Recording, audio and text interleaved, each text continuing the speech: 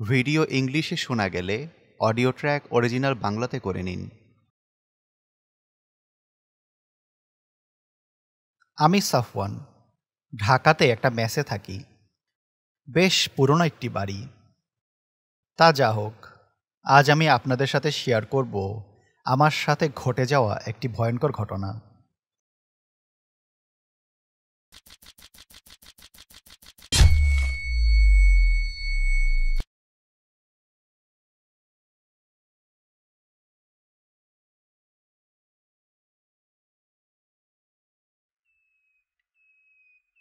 সেই দিন আমি ফজরের নামাজ পড়ে বাসায় ফিরছিলাম।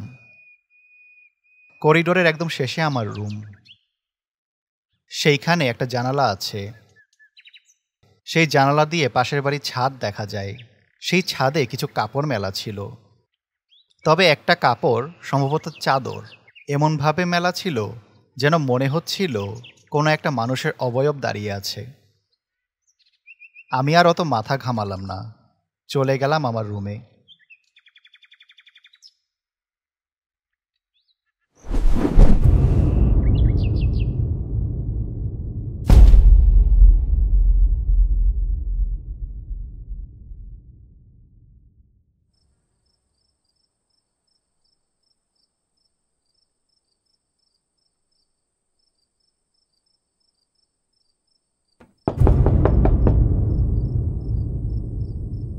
আমি তো ৫ তলায় থাকি।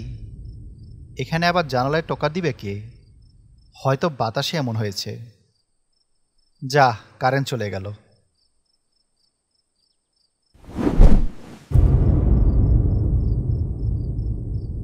কি ব্যাপার? একটুও বাতাস নেই, তাও মনে হলো কাপড়টা যেন নড়ে উঠল। কে?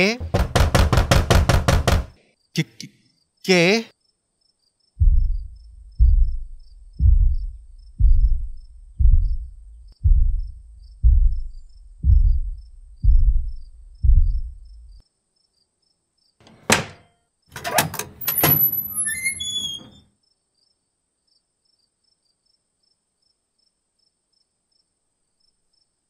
এই যে আমি।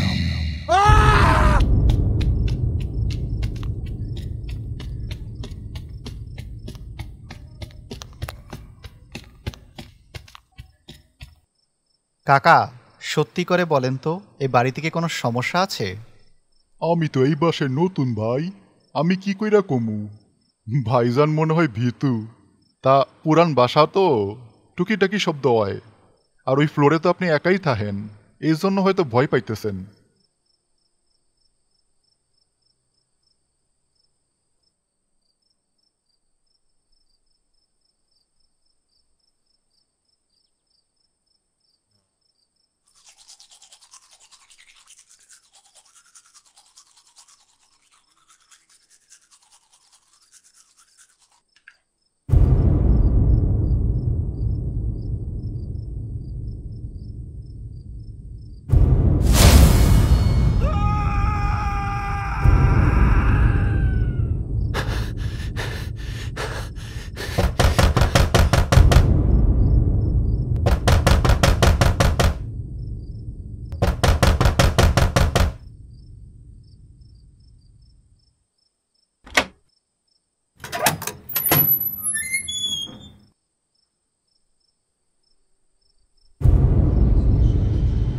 কে? কে ওখানে? উত্তর দিচ্ছেন না কেন? কে আপনি?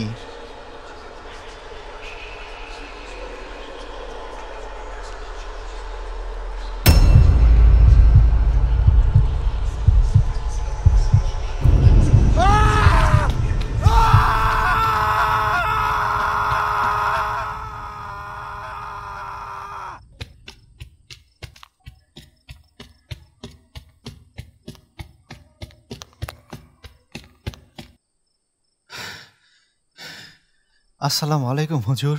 আমি যেখানে থাকি সেখানে খারাপ কিছু আছে। আমি আমি আর পারছি না হুজুর। প্রতিদিন আমাকে ভয় দেখাচ্ছে। আমি নামাজ পড়ি, কোরআন পড়ি, তবুও।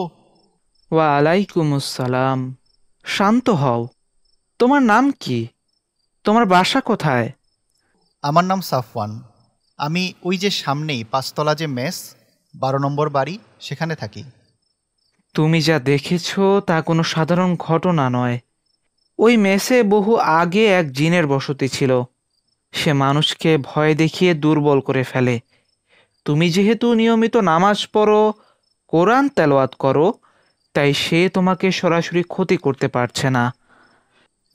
হুজুর, আমি তো তার কোনো ক্ষতি করি নাই, তাহলে কি আমি কখনো মুক্ত হতে পারবো না? অবশ্যই, আগামীকাল আমি তোমার সঙ্গে আসব। আমরা রুকাইয়া, শরিয়া এবং দোয়া দিয়ে এই জিনের প্রভাব থেকে মুক্তি পেয়ে যাব ইনশাল্লাহ।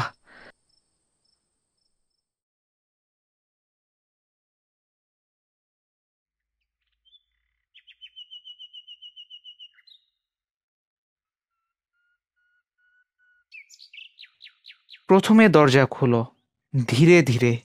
আমরা আল্লাহর নাম নিয়ে শুরু করব।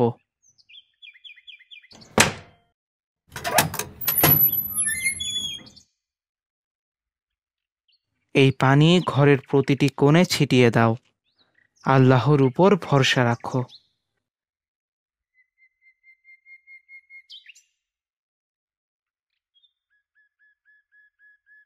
আউযু বিল্লাহি মিনাশ শাইতানির রাজিম। বিসমিল্লাহির রহমানির রহিম। হুজুর দোয়া দুরূদ পড়তে শুরু করলেন।